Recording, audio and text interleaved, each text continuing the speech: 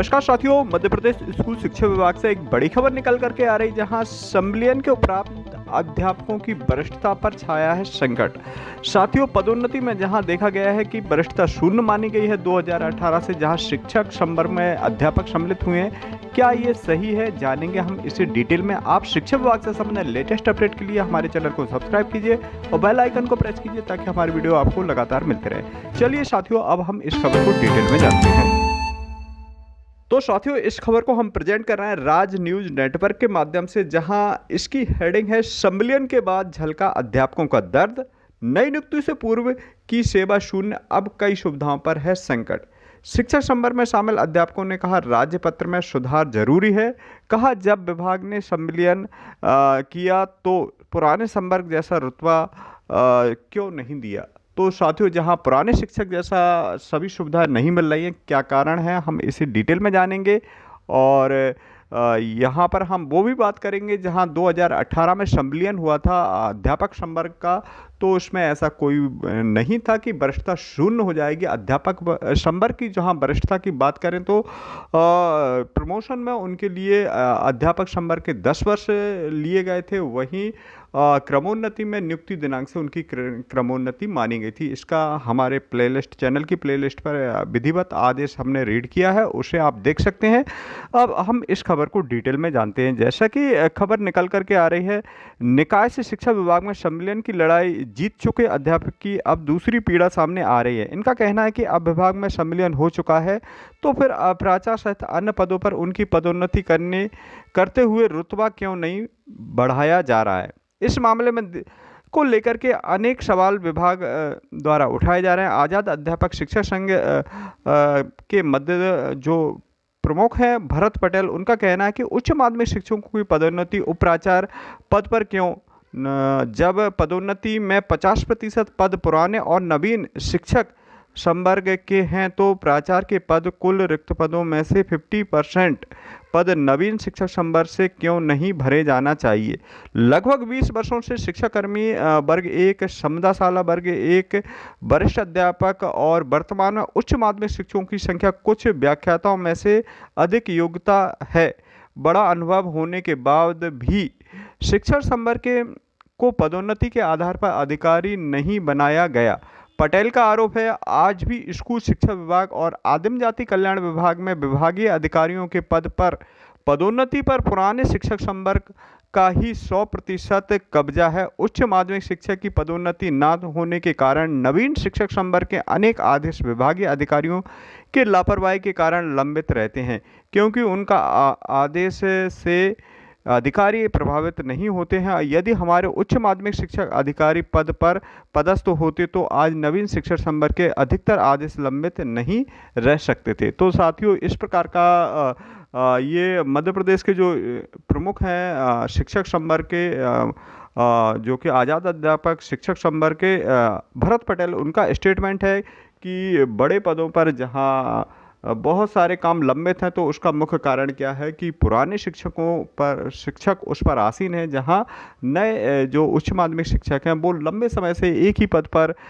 हैं और उन्हें प्राचार्य नहीं बनाया गया, उपप्राचार्य के पद पर नहीं आसीन किया गया। लंबे करीब 24 वर्ष की सेवाएं उन्हें देने के बाद भी अभी एक ही पद पर हैं।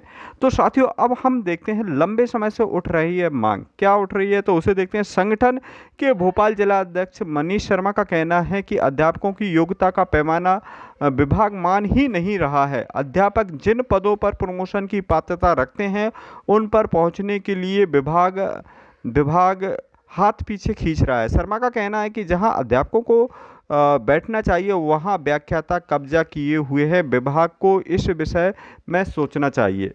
तो साथियों, जहां अध्यापकों की एक और मांग है कि जिस पद पर होना चाहिए उस पद पर उन्हें नहीं पहुंचाया जा रहा है, और ये बात बिल्कुल तय है कि जहां अध्यापकों में उच्च माध्यमिक शिक्षक हैं उनका प्रमोशन अभी जो प्राचार्य के पद पर होना चाहिए हाई स्कूल के, उस पर नहीं हुआ है। लंबे समय से एक ही पद पर हैं और ये अध्यापकों की एक जायज़ मांग है। वहीं आगे देखते हैं, प्रदेश में 2.5 लाख से भी अधिक अध्यापकों की कई सुविधाओं पर संकट गहरा गया है। इसके उनका कहना है कि रिक्त पदों पर नवीन शिक्षण संवर्ग की नियुक्ति से इस प्रकार के हालात बने हैं कि अगर राजपत्र में सुधार नहीं किया जाता है तो बड़ा आर्थिक नुकसान उठाना पड़ेगा। शासकीय अध्यापक संघ के प्रांतीय उपाध्यक्ष राजकुमार शर्मा का कहना है कि नवीन भर्ती नियम 2018 में राज्य शिक्षा केंद्र सेवा योजना के तहत माह नवंबर 2021 में नवीन भर्ती शासकीय शालाओं में माध्यमिक शिक्षक की नियुक्ति की गई है। इस कारण से उनका पुराने अध्यापक का एकीकरण हो चुका है। इन हालात में शिक्षाकर्मी, गुरुजी, समदा शिक्षक, अध्यापक में कोई फर्क नहीं रहा है, जबकि अध्यापक 25 साल की सेवा दे चुके हैं, जो सेवा निवृत्त भी की ओर है अग्रसर हैं। अध्यापक को नियुक्ति के स्थान पर संविलियन शब्द का उल्लेख नवीन भर्ती नीति 2018 में होना था। वर्तमान में माह नवंबर 2021 में सरकार ने नई नियुक्ति दी है। इसके बाद भार ग्रहण पुराने एवं दोनों पदों एक हो गए हैं, जिससे नए व पुराने में अब कोई अंतर नहीं रह गया है। सभी अध्यापक की नई सेवा नियुक्ति से पूर्व की सेवा शून्य हो गई है, जो हर तरह से पदोन्नति, क्रमोन्नति के लिए नुकसानदायक है। इसे सरकार व अधिकारी ठीक से हल नहीं कर पा रहे हैं, न जनता इस घालमेल को समझ पा रही है। हाल ही में वित्त विभाग के द्वारा क्रमोन्नति की फाइल रोक ली गई है। कारण पुनः सेवा 2018 से की जा रही है, क्योंकि नियम यही है, जबकि अध्यापक नीति में पूर्व में कार्यरत शिक्षाकर्मी, गुरुजी, समदा शिक्षक शब्द निहित था। शर्मा के अनुसार वर्तमान नीति की में अध्यापक शब्द निहित न होने से पुराने सभी अध्यापकों में आक्रोश है। राजपत्र में शीघ्र सुधार करना चाहिए ताकि पदोन्नति, क्रमोन्नति का लाभ मिल सके।